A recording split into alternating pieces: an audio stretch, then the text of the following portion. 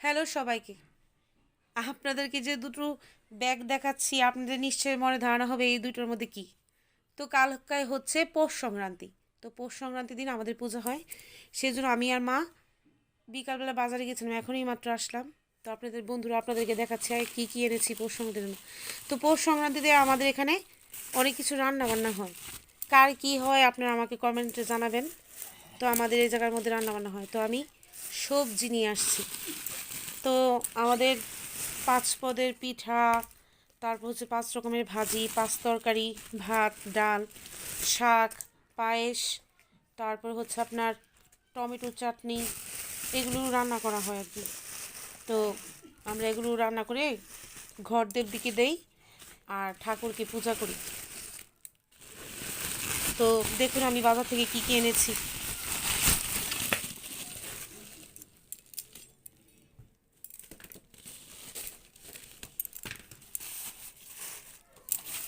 আমি এনেছি বড় একটা ফুলকপি, মাত্র দাম 10 টাকা। এনেছি গোল গোল 2টা বেগুন, তারপর এনেছি শিম, এই হচ্ছে পালং শাক, আর এনেছি মূলা,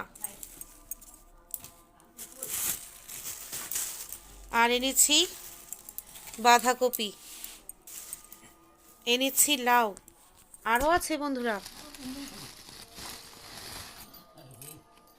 ধনে পাতা, তারপর আবার এই যে বেগুন, চিকন চিকন বেগুনগুলো এনেছি।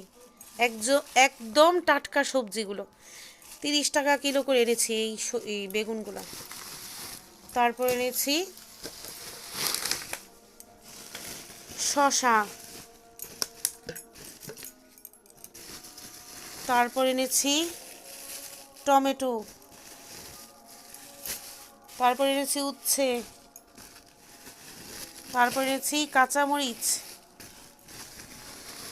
সবশেষ সবজি বাজারের মধ্যে এই হচ্ছে আলু। কিছুদিন আগে যার দাম ছিল স্বর্ণের মতো, আজকে এনেছি শুধুমাত্র 30 টাকা কিলো করে আলু। এই হচ্ছে আমার সবজি বাজার। আমি আরও অনেক কিছু এনেছি বন্ধুরা। তো কালকে তো পুজো, সেই জন্য অনেক কিছু আনা হয়েছে, আর ঘরে অনেক কিছু নেই, সেইগুলো আনা হয়েছে। ও তার সঙ্গে এনেছি পূজার কলা, তো সেগুলো আপনাদেরকে দেখাচ্ছি। হয়েছে কুল।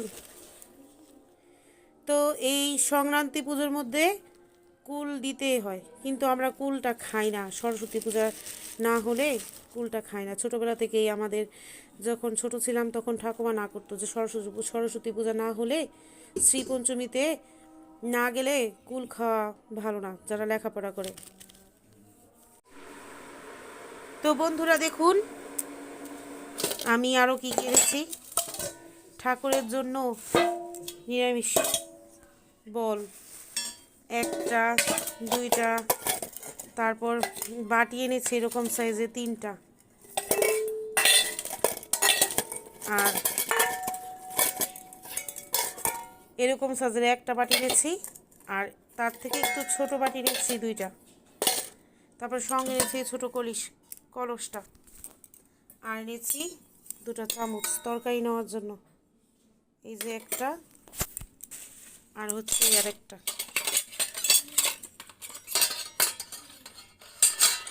তো আমার বাজারগুলো কেমন লেগেছে আমাকে অবশ্যই কমেন্টে জানাবেন।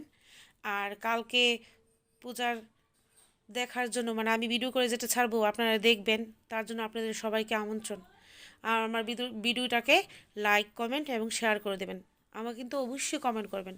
আপনারা যদি আমাকে কমেন্ট না করেন, আপনারা যদি আমাকে শেয়ার না করেন, আপনারা যদি আমাকে আমার ভিডিওগুলো নাই দেখেন, তাহলে আমি আশা থেকে পাবো বলেন। আপনারা অবশ্যই আমার ভিডিওটা দেখবেন প্লিজ। আপনাদের কাছে অনুরোধ এটাই যে আমার ভিডিওগুলো আপনারা দেখবেন।